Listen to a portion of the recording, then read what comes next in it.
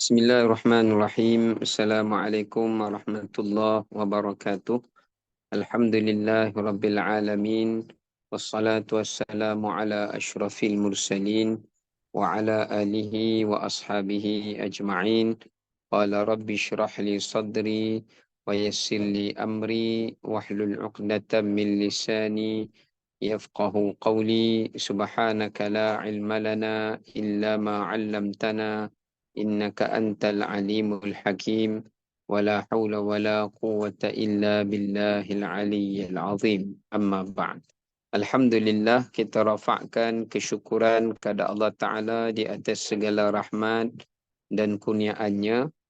Pada petang ini kita masih lagi diberikan oleh Allah Ta'ala kesihatan dan keafiatan untuk dapat kita menyambung semula bagi tadabbur kita menerusi suratul Waqi'ah. Dan insya-Allah kita akan menyambung kembali pada ayat 58 dan saya akan bacakan daripada ayat yang ke-58 sehinggalah kepada ayat yang ke-74. A'udzu billahi minasy syaithanir rajim. Bismillahirrahmanirrahim. أفرأيتم ما تمنون أأنتم تخلقونه أم نحن الخالقون نحن قدرنا بينكم الموت وما نحن بمسبوقين على أن نبدل أمثالكم وننشئكم فيما لا تعلمون ولقد علمتم النشأة الأولى فلولا تذكرون أفرأيتم ما تحرثون أأنتم تزرعونه أم نحن الزارعون لو نشاء لجعلناه حطاما فظلتم تفكهون إنا لمغرمون بل نحن محرومون أفرأيتم الماء الذي تشربون أأنتم أنزلتموه من المزن أم نحن المنزلون لو نشاء جعلناه أجاجا فلولا تشكرون أفرأيتم النار التي تورون أأنتم أنشأتم شجرتها أم نحن المنشئون نحن جعلناها تذكرة ومتاعا للمقوين فسبح باسم ربك العظيم. Baik, sadaqallah. Kita lihat mafhum terjemahan daripada ayat 58 sehingga ayat yang ke-74. Maksud dia, mengapakah kamu wahai manusia masih berdegil dan ingkar? Tidakkah kamu memikirkan keadaan air mani yang kamu pancarkan ke dalam rahim itu? Adakah kamu yang menciptakannya atau kami yang menciptakannya? Kamilah yang menentukan dan menetapkan. Alhamdulillah. Kami yang menentukan dan menetapkan masa kematian tiap-tiap seseorang di antara kamu. Dan kami tidak sesekali dapat dikalahkan atau dilemahkan. Bahkan kami berkuasa menggantikan kamu dengan orang-orang yang serupa kamu, tetapi tidak seperti bawaan kamu atau cara kamu. Dan berkuasa menciptakan kamu dalam bentuk kejadian yang kamu tidak mengetahuinya. Ayat 62, dan demi sesungguhnya kamu telah sedia mengetahui tentang ciptaan diri kamu kali yang pertama. Maka ada baiknya kalau kamu mengambil ingatan bahawa Allah yang telah menciptakan kamu dari tiada kepada ada, berkuasa membangkitkan kamu kehidupan semula pada hari akhirat kelak. Dina buat Ayat wait saat. 63. Ya. Ya.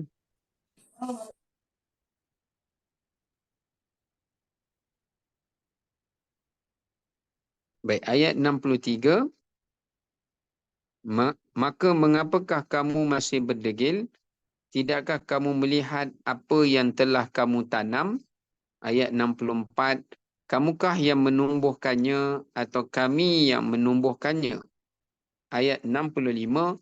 Kalau kami kehendaki, sudah tentu kami akan jadikan tanaman itu kering hancur sebelum ia berbuah. Maka dengan itu tinggallah kamu dalam keadaan hairan dan dalam keadaan yang menyesal. Ayat 66. Sambil berkata sesungguhnya kami akan menanggung kerugian. Ayat 67. Bahkan kami hampa dari mendapat sebarang hasil. Ayat 68. Selain dari itu, tidakkah kamu melihat air yang kamu minum? Ayat 69. Kamukah yang menurunkannya dari awan sebagai hujan atau kami yang menurunkannya? Ayat 70. Kalau kami kendaki, kami akan jadikan dia menjadi air yang masin. Maksudnya air hujan tu air yang masin. Maka ada baiknya jika kamu menjadi orang yang bersyukur. Ayat 71. Akhirnya tidakkah kamu melihat api yang kamu nyalakan dengan cara digesek antara batu? Ayat 72. Kamukah yang menumbuhkan pokok kayunya atau kami yang menumbuhkan pokok kayunya? Ayat 73. Kami jadikan api yang tercetus dari kayu basah itu sebagai peringatan bagi orang-orang yang lalai akan kebenaran mengenai hari akhirat dan sebagai benda yang memberi kesenangan kepada orang yang bermusafir.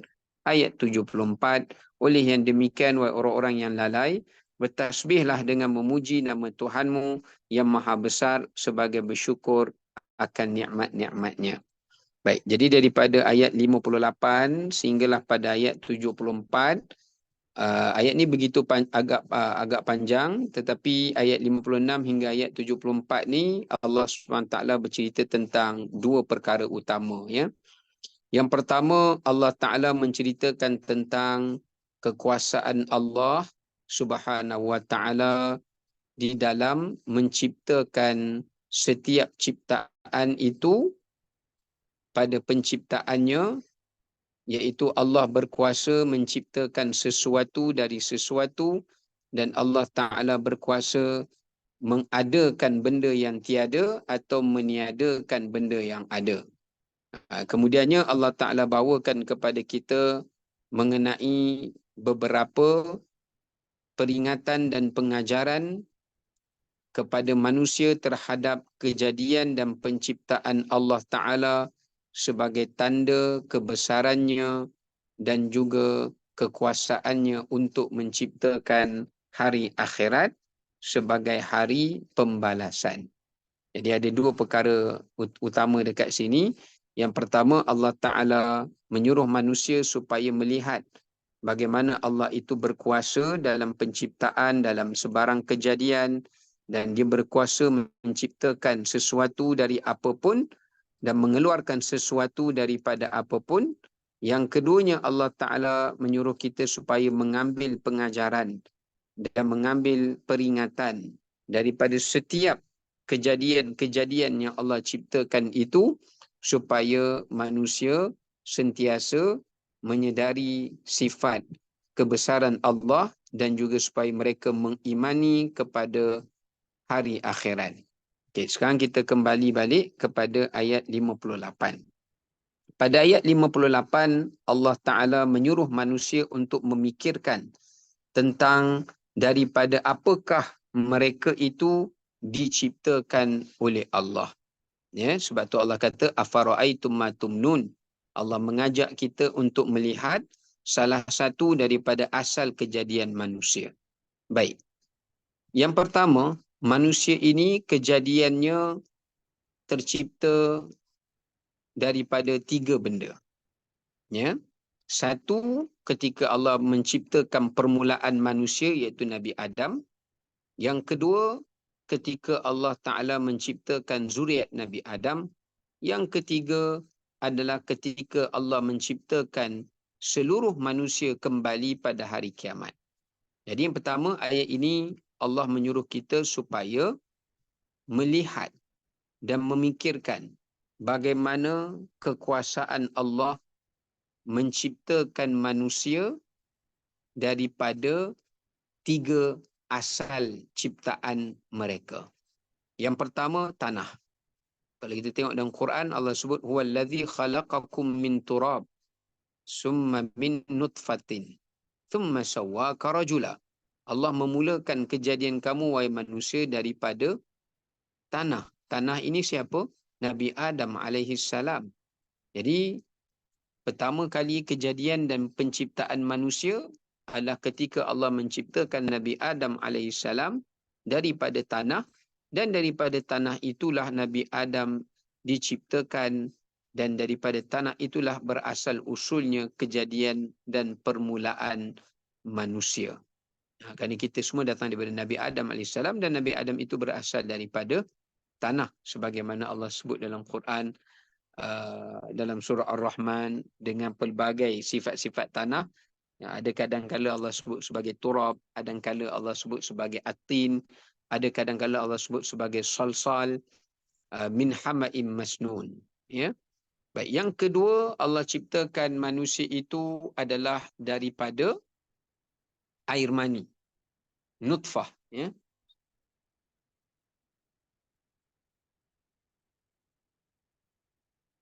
Allah ciptakan manusia daripada nutfah, yakni air mani. Sebagaimana pada ayat ini dan beberapa ayat Quran yang lain. Ini bagaimana Allah ubah daripada tanah tadi. Allah berkuasa menciptakan manusia yang pada permulaannya daripada tanah, sekarang dah bertukar permulaannya daripada air mani. Okay, yang ketiga, Allah menciptakan manusia pada hari kiamat kelak, yang mana permulaannya adalah daripada tulang. Permulaannya adalah daripada tulang. Sebagaimana disebut dalam hadis Nabi SAW, baginda sebut, iaitu pada anak Adam tersebut adanya satu tulang, namanya ajbuz zanab, yang mana Allah tidak akan membinasakannya, kerana daripadanya lah Allah Ta'ala akan membangkitkan manusia. Jadi kat sini jelas menunjukkan Allah nak bagi kepada manusia, tak kira daripada apa pun, Allah berkuasa kembalikan manusia balik. Allah berkuasa menciptakan manusia balik. Kalau Allah nak berkendak daripada batu pun boleh jadi manusia. Kalau Allah berkendak daripada pokok pun Allah boleh ciptakan manusia balik. Tetapi Allah memilih 3 benda ini. Pertama daripada tanah, kedua daripada air mani, yang ketiga adalah daripada tulang. Jadi ini menunjukkan bagaimana Allah berkuasa menghidupkan makhluknya manusia yang telah mati, sebagaimana ia menjadi bukti yang Allah berkuasa mengadakan ataupun menciptakan hari kiamat. Jika dia berkuasa mengadakan manusia daripada tulang, sudah pasti dia lebih berkuasa untuk menghidupkan dan membangkitkan manusia semuanya kembali pada hari akhirat di padang mahsyar Allah Subhanahu wa Ta'ala. Ya. Baik. Itu yang pertama. Yang kedua, ayat ini menunjukkan pengajaran kepada kita selain daripada asal usul penciptaan manusia daripada 3 perkara yang Allah Ta'ala menyuruh manusia melihat dan memikirkannya. Maka pada ayat ini juga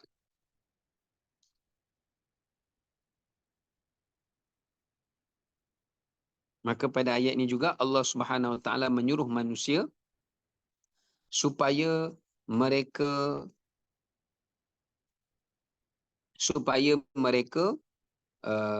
melihat asal kejadian mereka, untuk mereka bermuhasabah akan sifat kerendahan dan juga sifat perhambaan dirinya kepada Allah Subhanahu Wa Ta'ala.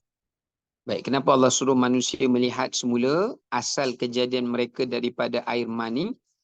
Kerana air mani ini dalam ayat Quran yang lain Allah sifatkan dia Mimma'in mahin, daripada air yang hina. Daripada air yang hina. Maknanya air mani ini adalah merupakan air yang tiada nilai, yang tidak ada harganya, yang tidak ada kemuliaan padanya. Melainkan ia menjadi mulia disebabkan kerana daripadanya Allah Ta'ala menciptakan manusia yang merupakan sebaik-baik kejadian.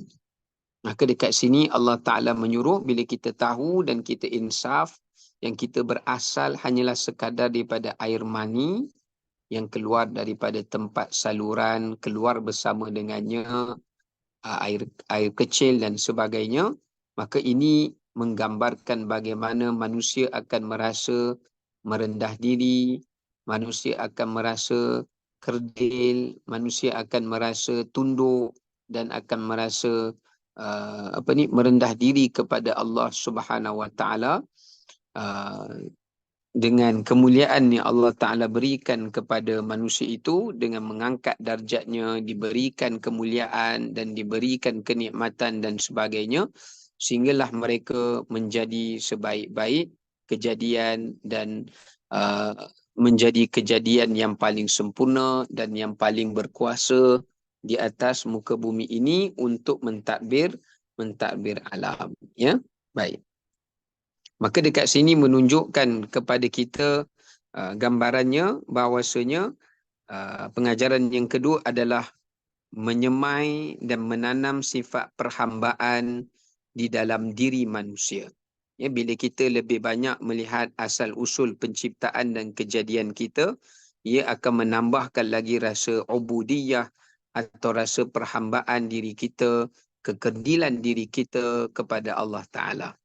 Baik, bagaimana kita nak memiliki perasaan perhambaan dan bagaimana kita nak menyerap dan menyemai sifat perhambaan diri kepada Allah Subhanahu Wa Taala, atau disebut sebagai sifat ubudiyah ataupun abdan lillah, yakni hamba kepada Allah Subhanahu Wa Taala. Baik.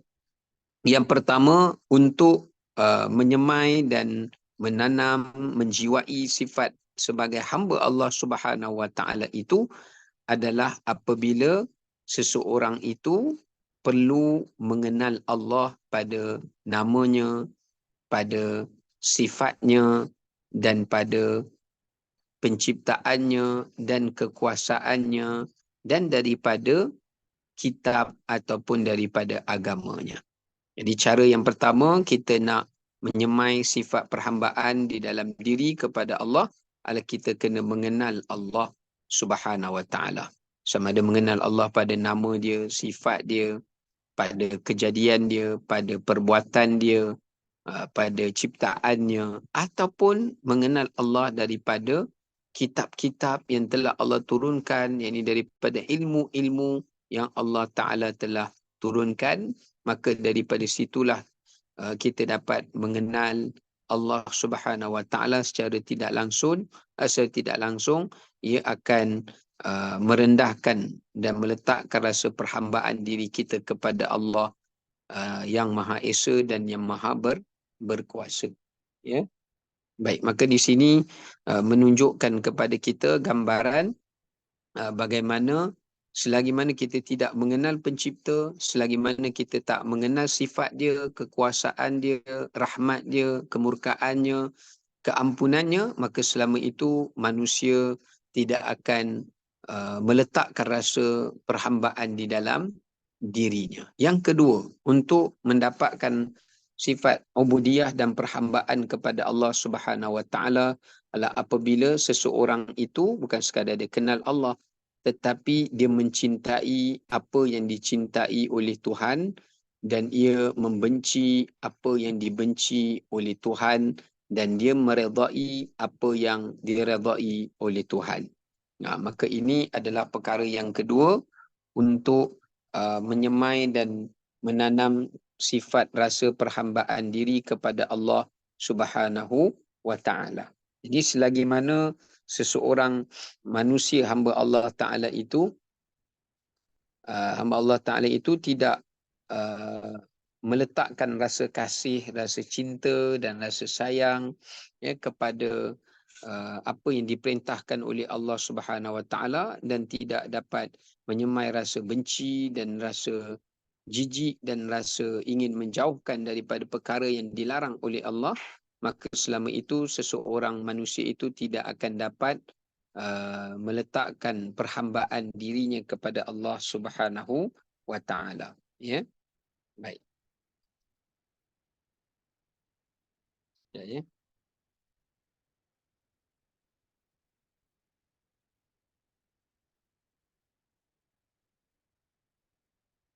Okay, yang ketiga. Yang ketiga untuk menyemai rasa perhambaan dan juga ubudiyah pada diri manusia itu adalah melalui seseorang itu hendaklah ia merasakan bahawasanya dirinya dan seluruh daripada apa yang ia milik adalah merupakan pemilikan Allah Ta'ala. Selagi mana manusia merasakan dalam kehidupan dia, dirinya adalah miliknya, apa yang dia miliki daripada nikmat kurniaan Allah adalah miliknya, dan dia merasakan semuanya datang daripada dirinya semata-mata, maka selama itulah seseorang hamba itu tidak akan dapat mencapai sifat perhambaan pada Allah. Sebab apa? Sebab seorang hamba dia sedar, dia insaf dan dia tahu bahawasanya semua titik peluhnya, harta dirinya adalah milik tuannya. Maka begitulah lebih-lebih lagi manusia kepada Allah Subhanahu Wa Taala. Yang ketiga, untuk menanam dan menyemai sifat perhambaan dalam diri seseorang itu kepada Allah Subhanahu Wa Taala adalah selain daripada mengerjakan apa yang disuruh dan meninggalkan mencintai apa yang dicintai oleh Allah dan Rasul dan membenci apa yang dibenci oleh Allah dan Rasul, yang seterusnya adalah tunduk dan patuh dan taat kepada segala suruhan dan larangan Allah. Jadi selain pada kita kena sayang dan kasih pada apa yang Allah dan Rasul sayang, kalau sayang saja tapi tak taat, itu bukan maknanya sayang, ya. Sebaliknya sayang ini perlulah dibuktikan dengan pengorbanan, perlulah dibuktikan dengan perbuatan. Maka disebabkan oleh kerana itu bila disebut sebagai seseorang yang seseorang yang disebut sebagai mereka yang memiliki sifat perhambaan kepada Allah Subhanahu Wa Taala, maka hendaklah dia sentiasa meletakkan di dalam dirinya, di dalam jiwanya, bahwasanya Allah Subhanahu Wa Taala dan Rasulnya adalah menjadi ketaatan dan dia tunduk dan dia patuh dan dia merendahkan diri kepada segala suruhan Allah Ta'ala. Demikian juga segala bentuk larangan Nabi SAW. Ya, maka barulah seseorang itu akan dapat memiliki sifat rasa perhambaan dan ubudiyahnya kepada Allah Subhanahu Wa Ta'ala. Ya, baik. Okey, kemudiannya kita pergi kepada ayat 59. Allah Ta'ala menyatakan, "A'antum takhluqunahu am nahnul khaliqun?" Allah bertanya kat sini, apakah kamu wahai manusia yang menciptakan air mani itu ataukah kami yang menciptakan air mani itu? Ini Allah Ta'ala bertanya kepada manusia, apakah manusia yang menciptakan air mani itu ataupun Allah yang menciptakannya? Tapi ada juga yang menyatakan maksudnya, apakah kamu yang menciptakan manusia dari air mani itu ataupun kami yang menciptakan manusia ataupun mengubah peralihan penciptaan manusia daripada tanah ini Nabi Adam telah beralih kepada penciptaan manusia itu daripada air mani, ya. Maka dekat sini menunjukkan kepada kita pada ayat 59 Allah Subhanahu Wa Taala bertanya kepada manusia, kata para ulama, sebagai pertanyaan yang menyindir, ya, pertanyaan istihanah, pertanyaan untuk menghina atau untuk menyindir.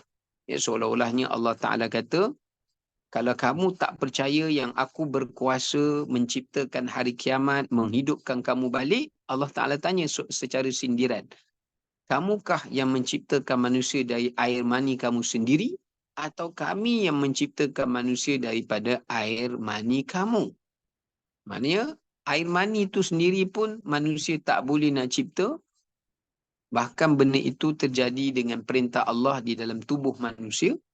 Maka sudah pastilah Allah lah yang lebih berkuasa untuk menciptakan manusia yang baharu, kejadian yang baharu, ya, ataupun menghidupkan semula dengan kehendak Allah Ta'ala daripada golongan-golongan manusia yang telah pun uh, mati, ya, yang telah pun mati, maka Allah berkuasa untuk menciptakan dan menghidupkan mereka kembali, sebagaimana Allah Ta'ala menyebutkan air mani itu pun yang pada asalnya mati pun Allah Ta'ala berkuasa dan menciptakan daripada air mani itu adalah manusia, sama ada dia lelaki ataupun ia daripada perempuan, ya. Maka dekat sini jelas menunjukkan kepada kita tentang beberapa pengajaran yang sangat penting. Yang pertama, ayat ini menunjukkan kepada kita iaitu apa ni? Ayat ini menunjukkan kepada kita bahawasanya Allah Subhanahu Wa Taala berkuasa menciptakan orang, menghidupkan orang yang telah mati setelah mana ia mematikan orang yang hidup. So Allah kata kat sini, apakah kamu wahai manusia yang menghidupkan kembali manusia yang pada awalnya dicipta daripada mani? Kamukah yang menghidupkannya kembali atau kami? Ataupun ada yang mengatakan maksudnya, kamukah yang menciptakan manusia dari air mani itu atau kami yang menciptakan manusia daripada air mani itu? Sebab air mani ini asalnya bersifat matilah, dia tidak bernyawa. Tapi Allah Ta'ala jadikan dia bernyawa setelah mana daripada air mani itu ia terbentuk segumpal darah ataupun seketul daging. Kemudian daripadanya beransur-ansur sehinggalah sempurna terciptanya kejadian manusia sebagai kejadian yang sempurna ataupun kejadian yang lengkap, atau kejadian yang termulia. Maka dekat sini jelas menunjukkan kepada kita bahawasanya Allah Subhanahu Wa Taala menyatakan bahawasanya ia berkuasa menciptakan daripada benda yang mati itu benda yang hidup, sebagaimana dia berkuasa menciptakan daripada benda yang mati, benda-benda mati itu hidup, sebagaimana dia juga berkuasa menjadikan benda yang hidup itu mati. Itu yang pertama. Baik.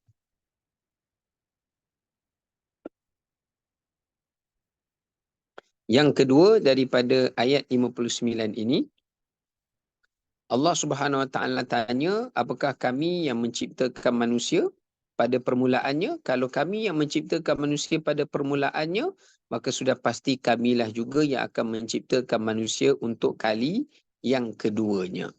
Maka dekat sini menunjukkan kepada kita bahawasanya satu kefahaman pengajaran yang sangat penting yang Allah Subhanahu Wa Taala nak menyatakan kepada kita, iaitu sebagaimana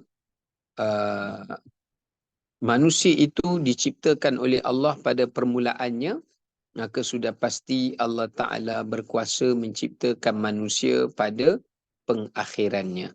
Kalau permulaan pun semua makhluk, ini daripada Nabi Adam pun Allah yang cipta, takkanlah masa makhluk-makhluk ni nak mati, Tuhan lain yang matikan.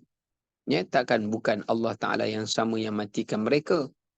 Maka apakah hujah yang mengatakan jika mereka ini kaum yang Allah Ta'ala berikan kehidupan, tetapi kemudian yang Allah Ta'ala matikan mereka, maka Allah Ta'ala tanya, bukankah Allah juga yang berkuasa akan menghidupkan mereka balik? Sebab pada permulaannya Allah jugalah yang menciptakan manusia ini. Dekat sini menunjukkan pada kita satu pengajaran yang sangat penting. Jadi kalau Allah kata, kalau dialah yang menciptakan manusia pada permulaan, berarti dia juga akan berkuasa menciptakan manusia balik pada pengakhiran.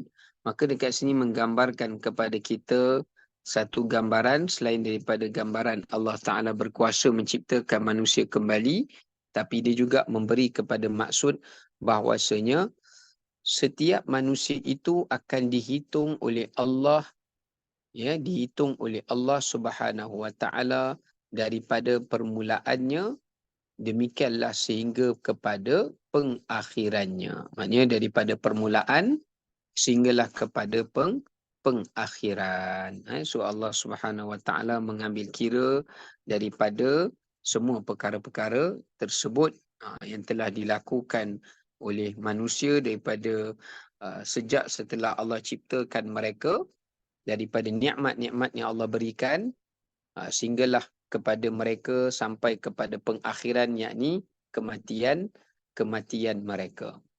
Baik. Kemudian ayat ini juga menunjukkan Allah lah Khaliq. Allah adalah pencipta manusia dan menciptakan seluruh sekalian alam ini untuk ataupun bagi manusia itu. Dekat sini Allah menyuruh kita mensyukuri nikmat penciptaan. Nikmat Allah mencipta kita. Baik, macam mana kita nak mensyukuri nikmat penciptaan? Kerana Allah menciptakan kita, dia balik kepada ayat Al-Quran yang mana Allah sebut dalam surah At-Tur, وَمَا خَلَقْتُ الْجِنَّ وَالْإِنْسِ إِلَّا لِيَعْبُدُونَ. Tidaklah aku ciptakan jin dan manusia melainkan supaya mereka itu menyembah aku, kata Allah. Alhamdulillah. Maknanya dekat sini jelas menunjukkan untuk kita mensyukuri nikmat penciptaan Allah menciptakan kita, yang pertama menjadikan seluruh kehidupan kita adalah untuk beribadah. Ya, yang berdasarkan ayat kuat itulah wa ma khalaqtul jinna wal ins illa liya'budun. Yang kedua, untuk mensyukuri nikmat penciptaan dan kejadian yang Allah Ta'ala ciptakan kita, iaitu hendaklah seseorang itu menjadi sebaik-baik hamba Allah, sebaik-baik hamba Allah yang beriman dan bertakwa kepadanya.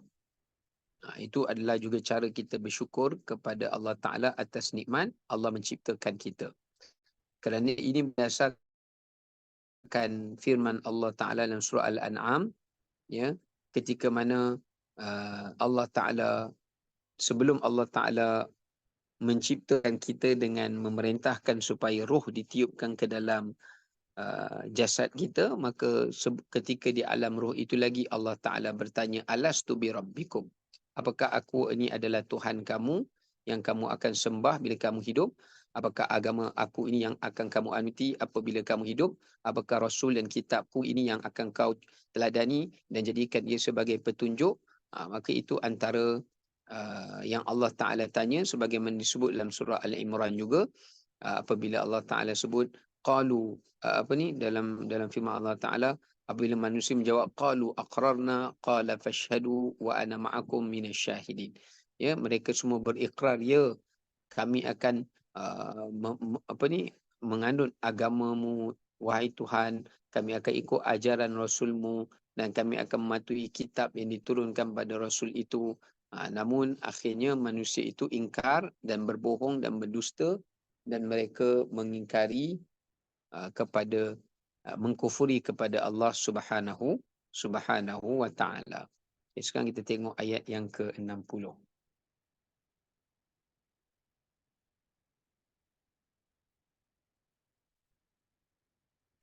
Okey, setelah Allah Ta'ala sebut tentang penciptaan manusia,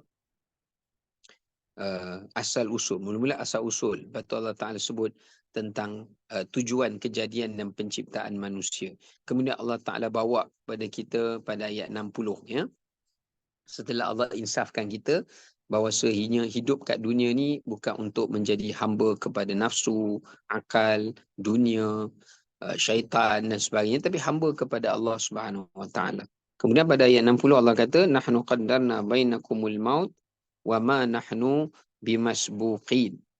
Kali ini Allah ingatkan kepada kita dengan menyatakan bahawasanya seluruh kejadian dan penciptaan Allah Ta'ala itu berada di dalam takdir dan juga berada di dalam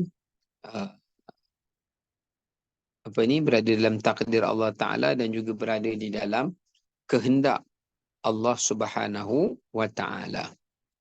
Maka dekat sini jelas menunjukkan kepada kita bahawasanya kewajipan beriman kepada qada dan qadar Allah, sama ada qada dan qadar yang baik ataupun beriman pada qada dan qadar yang tidak baik. Bukan sekadar kita beriman pada qada dan qadar yang baik saja, itu datang daripada Allah. Tapi kalau kita tak beriman pada qada qadar yang tidak baik, maka itu juga adalah bercanggah dengan apa yang dianjurkan oleh Nabi SAW. Ya, baik. Maka dekat sini jelas menunjukkan pada kita tuntutan kewajipan untuk seseorang itu beriman kepada qada dan qadar Allah. Kita kena ingat ya, qada dan qadar Allah ni yang wajib kita imani ni terbahagi kepada dua pembahagian. Ya, terbagi kepada dua pembahagian. Yang pertama dipanggil sebagai mu'allaq. Ya, dipanggil sebagai mu'allaq. Mu'allaq ni maknanya takdir dan ketentuan Allah yang berubah. Ya, dia akan berubah sejajar ataupun setentang dengan dengan kehidupan kita. Dengan kehidupan kita. Ini dipanggil sebagai takdir mu'allaq. Yang mana dia boleh berubah-ubah. Ya, contohnya kalau Allah Ta'ala takdirkan berlaku begini-begini, tapi bila dia berdoa, takdir tu tak berlaku kepada dia seperti mana yang pada awalnya nak timpa kepadanya sesuatu benda. Ya. Contoh takdir mu'allaq ni juga, misalnya contoh kalau seseorang tu berdoa kepada Allah Ta'ala supaya Allah Ta'ala berikan misalnya kejayaan kepada anak-anaknya, tapi kalau Allah kendaki kejayaan tu juga boleh berubah. Maknanya boleh tidak berlaku sekiranya anak dia itu malas dan sebagainya lah. Ini dipanggil takdir yang mu'allaq, yang mana dia boleh berubah mengikut kepada izin daripada Allah, bergantung kepada doa dan usaha kita. Tapi yang kedua dinamakan sebagai takdir yang mubram. Mubram ni yang tidak boleh berubah. Ya, dia tidak boleh berubah, bahkan dia kekal. Dan bukan berarti dia tak boleh ubah langsung. Maknanya Allah Ta'ala sahaja yang berhak mengubahnya. Ya? Tetapi pada ilmu manusia, apa yang Allah Ta'ala ubah, wallahu a'lam. Itu dipanggil sebagai takdir yang mubram. Sekejap ya, saya ambil baju je. Tutup.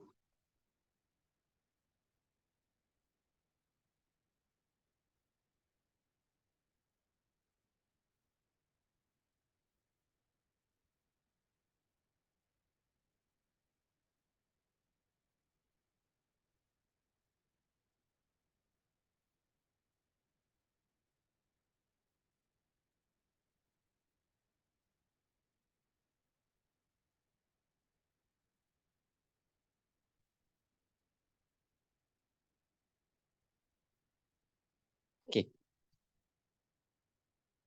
Mana tadi? Ayat 60 takdir yang mu'allaq dengan takdir yang mubram. Mu'allaq ni benda yang boleh berubah dengan sedekah, dengan doa, dengan ibadat kita buat, dengan kebaikan. Tapi kalau yang mubram, dia tak boleh berubah.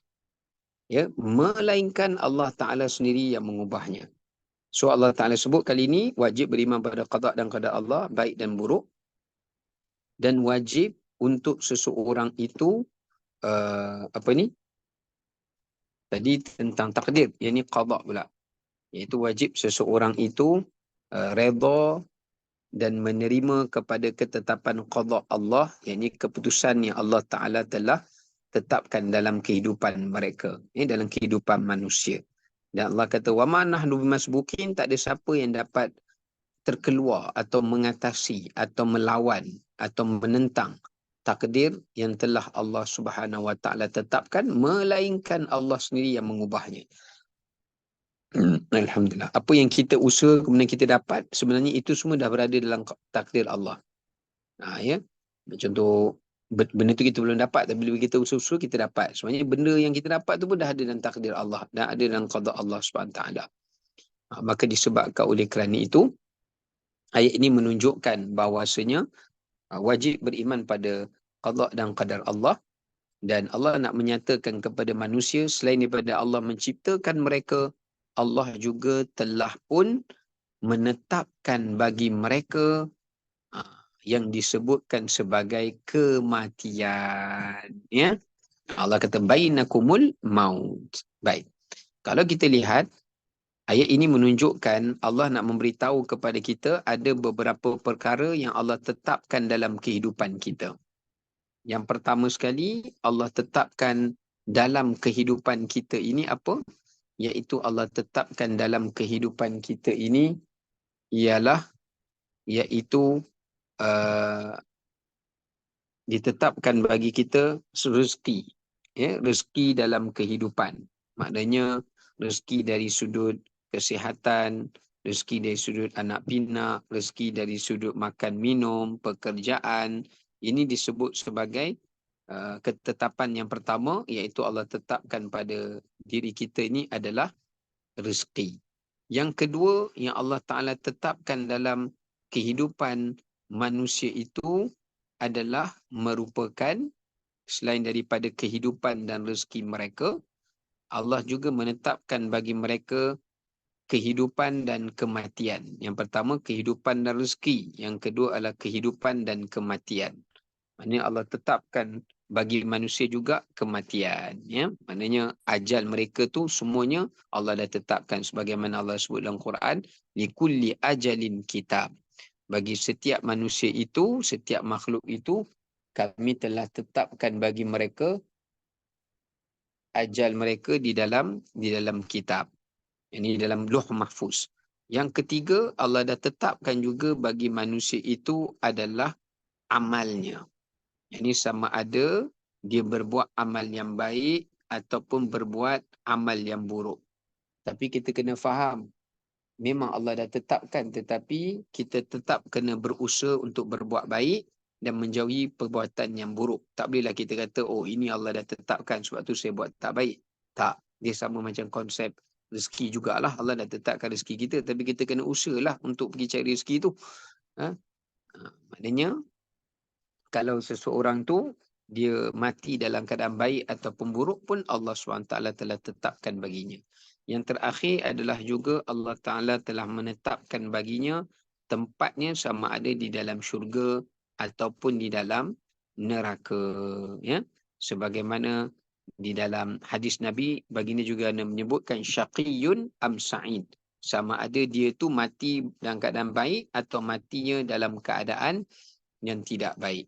Maka kat sini menunjukkan kepada kita bahawasanya tempat kembali kita mati baik ataupun buruk pun telah ditentukan oleh Allah Subhanahu wa taala. Sebab tu ada hadis sahabat kata, ya Rasulullah, kalau Allah dah tentukan kita mati baik ke buruk, afala nattakilu ala kitabina, kenapa kita tak serah kepada kitab Lauh Mahfuz Allah saja, biar saja, tak payah beramal kan, kita serah ajalah. Maka Nabi kata tak boleh. Sebaliknya Nabi kata sebab kamu tak tahu apa yang Allah tulis dalam buku amalan kamu. Dalam Lauh Mahfuz tu kamu tak tahu apa yang Allah Ta'ala tulis, baik ke buruk ke. Maka baginda sebut i'malu fakullu muyassarun lima khuliqalah. Nabi kata beramallah kamu kerana semoga dengan amalan itu akan Allah tunjukkan pada kamu di mana tempat pengakhiran kamu. Maksud kalau kita faham hadis Nabi ni betul-betul, maknanya kalau kita suka buat benda baik, Allah dorong kita buat benda baik, dan Allah lancarkan kita buat benda baik, Allah mudahkan kita buat benda baik, maka itu adalah merupakan salah satu daripada cara ataupun salah satu daripada jalan yang Allah Ta'ala nak tunjukkan kepada kita bahawasanya kita sudah semakin hampir kepada apa yang telah ditetapkan oleh Allah Subhanahu Wa Ta'ala daripada kebaikan yang akan menyudahi kehidupan kita. Ya, begitulah sebaliknya. Okey, baik.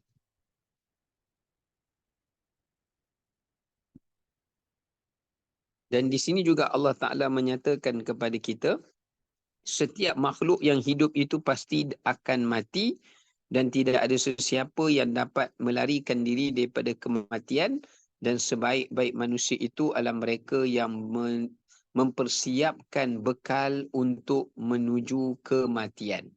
Allah Ta'ala sebut jelas dalam ayat Quran, wa ma nahnu bimasbuqin. Tak ada siapa yang boleh terselamat daripada kematian. Kullu nafsin dha'iqatul maut. Tiada siapa yang boleh lari dan menyelamatkan diri daripada daripada kematian. Ya, hatta dalam Quran Allah kata walau kuntum fi burujim musyayyadah, sekalipun kamu berada di dalam lubang yang tertutup, yang dikawal rapi pun kamu tetap akan menemui kematian. Sebab kematian ni tak ada kekuatan yang dapat menahannya, tak ada sempadan yang boleh memisahkan dia, tidak ada benda yang boleh mengekang dia.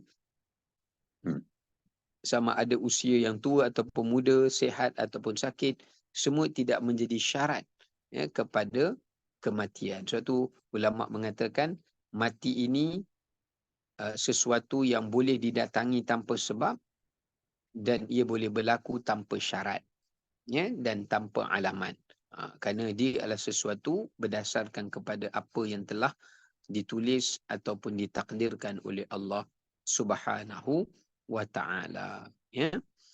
Jadi apakah bekalan yang perlu manusia siap siagakan untuk menghadapi kematian? Dekat sini, kalau kita lihat dalam konteks Al-Quran, bagaimana Allah Ta'ala disebut kepada kita, untuk persediaan kita menghadapi kematian tu ada beberapa perkara.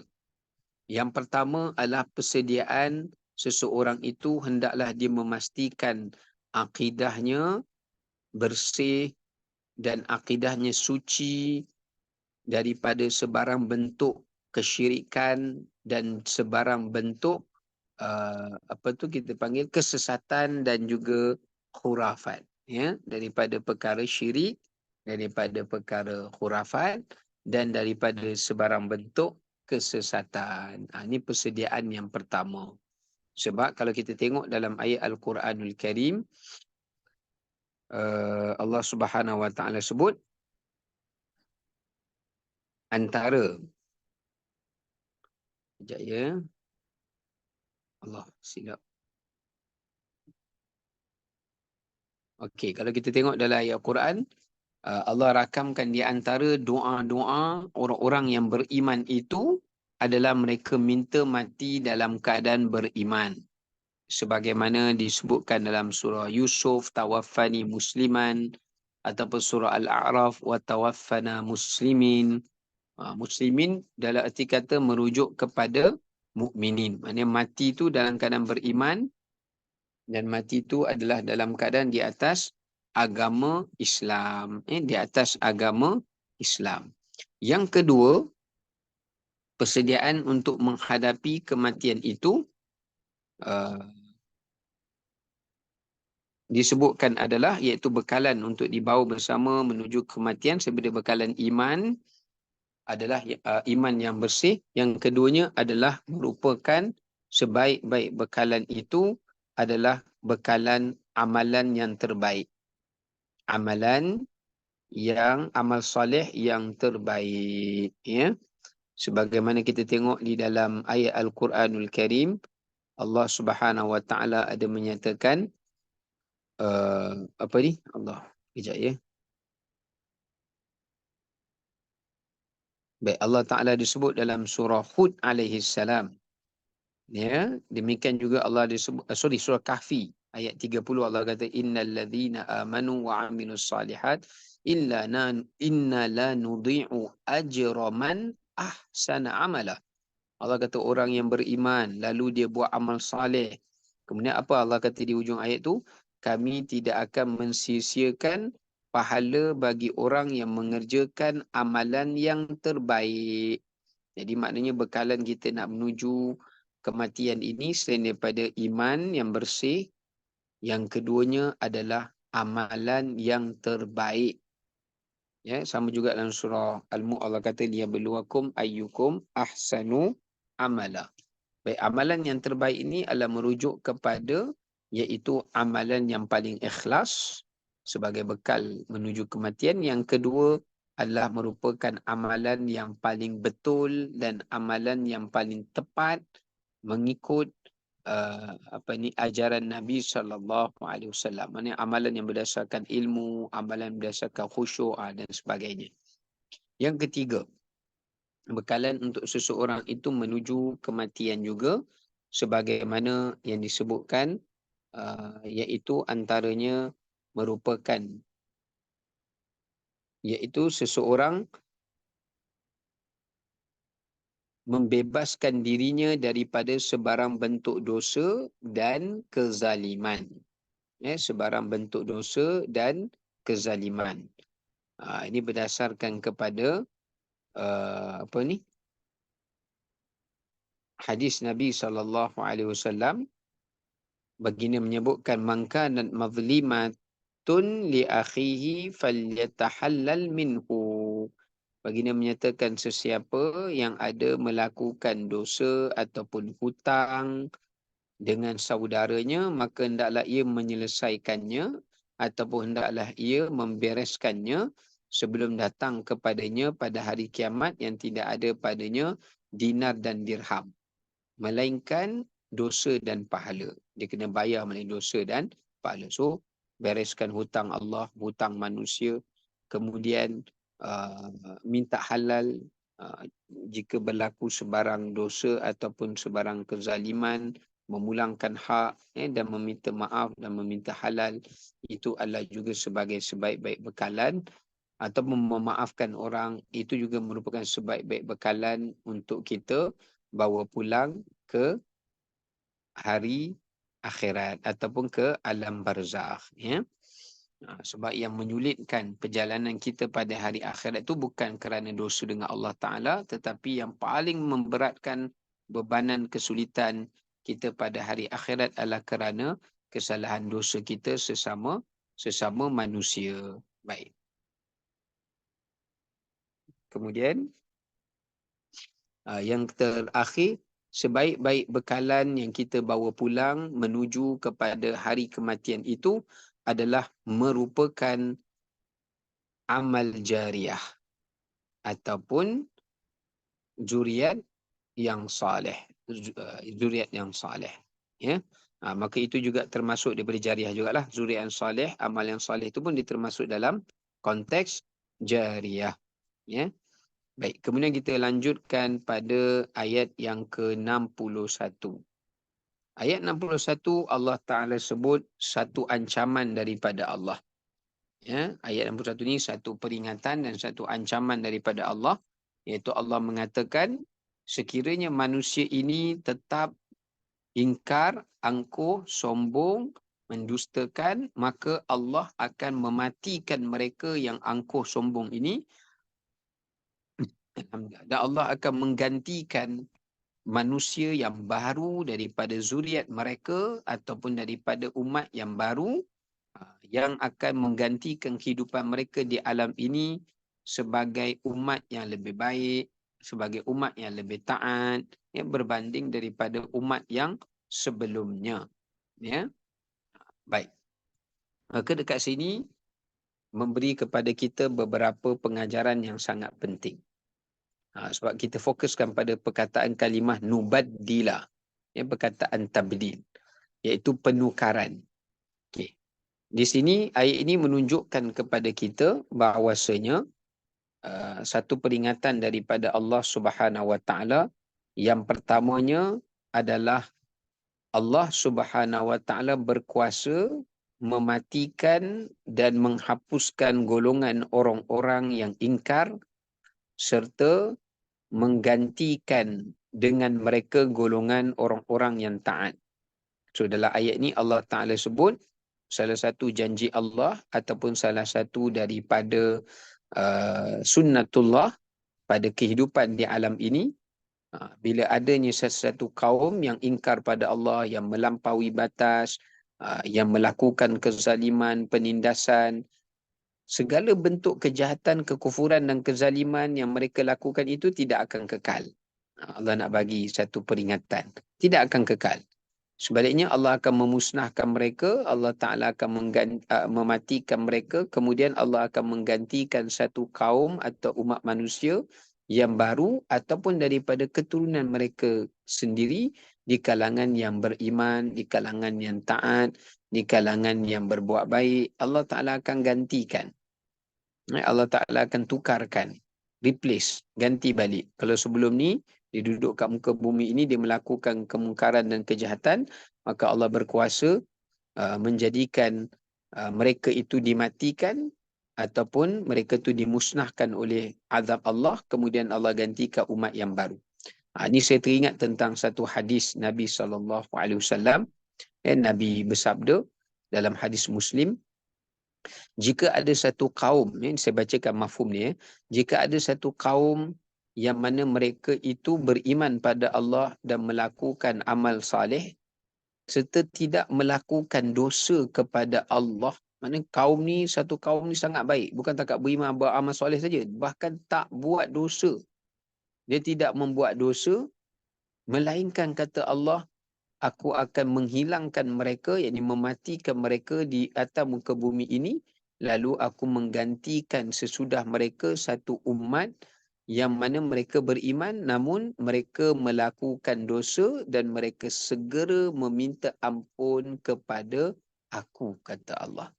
Maksudnya Allah Ta'ala nak memberitahu kepada kita bahawasanya kalau dekat dunia ni, misalan contohlah, tak ada satu manusia pun yang berbuat dosa kepada Allah, tak ada satu manusia yang ingkar pada Allah, semuanya baik macam malaikat, melainkan Allah Ta'ala akan mematikan umat-umat manusia yang baik ni, kemudian Allah gantikan dengan satu kumpulan umat manusia pula, yang mana mereka juga beriman, beramal soleh, cuma beza dengan yang pertama, mereka ni buat dosa.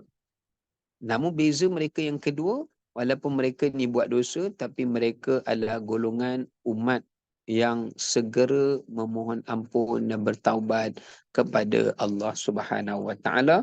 Maka di sini menunjukkan kepada kita besarnya kedudukan taubat dan besarnya kedudukan keampunan Allah, sehingga kan kalau ada satu umat yang tak pernah buat dosa pun, Allah akan matikan mereka untuk Allah munculkan satu kaum yang mereka ini berbuat dosa tetapi mereka segera insaf dan mereka segera takut pada Allah dan mereka segera berharap agar Allah Subhanahu Wa Taala mengampunkan mereka. Lalu Allah akan matikan golongan yang pertama yang langsung tak buat jahat tu, dan Allah gantikan dengan golongan yang kedua yang berbuat dosa tapi segera memohon ampun dan memperbetulkan dirinya, lalu Allah mengampunkannya.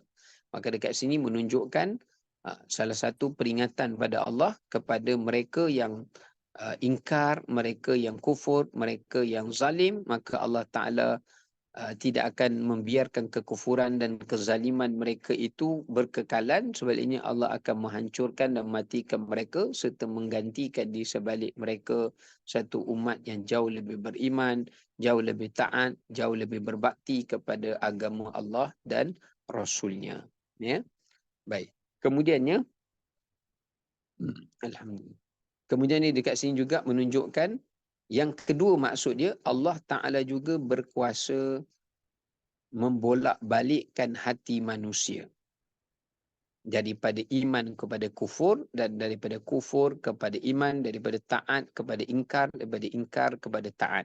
Sebab maksud nubaddila juga bukan sekadar Allah matikan satu kaum yang ingkar, Allah hidupkan, munculkan satu kaum yang beriman, tetapi nubaddila juga memberi maksud bagaimana Allah Ta'ala juga boleh berkuasa untuk menjadikan seseorang yang kufur itu beriman, demikianlah sebaliknya, atau boleh menjadikan seseorang yang fasik ataupun zalim itu kembali taat dan kembali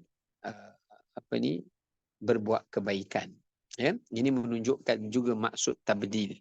Ya, Allah Ta'ala boleh ubah hati manusia.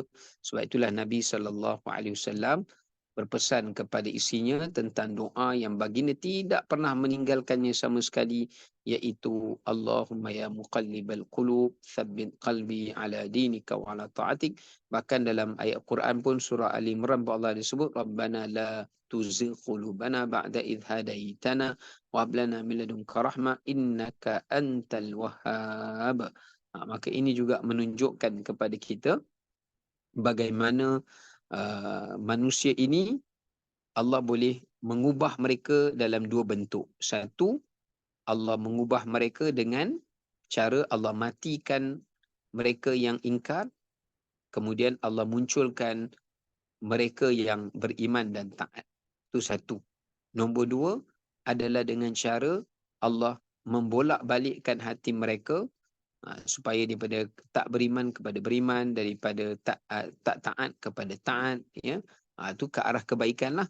Begitulah sebaliknya. Dan yang ketiga, nubaddila dekat sini juga maksud Allah berkuasa menjadikan daripada keturunan yang ingkar itu keluarnya mereka yang beriman. Sebagaimana daripada kumpulan keluarga yang beriman itu juga boleh keluar daripadanya mereka yang tidak beriman. Contoh kita tengok daripada Nabi Lut alaihissalam boleh keluar isteri yang tidak beriman. Daripada Nabi Nuh alaihissalam boleh keluar anak yang tidak beriman. Demikian juga daripada siapa lagi Nabi apa lagi? Beberapa Nabi seperti Nabi Ibrahim alaihissalam, bapanya tidak beriman. Maknanya Allah Ta'ala berkuasa untuk menentukan di mana seseorang itu mungkin bapaknya beriman, anaknya tidak. Sama juga macam Nabi Nuh dengan Nabi siapa? Dengan apa tu? Nabi Allahu Akbar. Macam Nabi Lut, isterinya. Begitu Nabi Nuh, isteri dan juga anaknya. Begitulah sebaliknya, ya. Allah boleh tukarkan.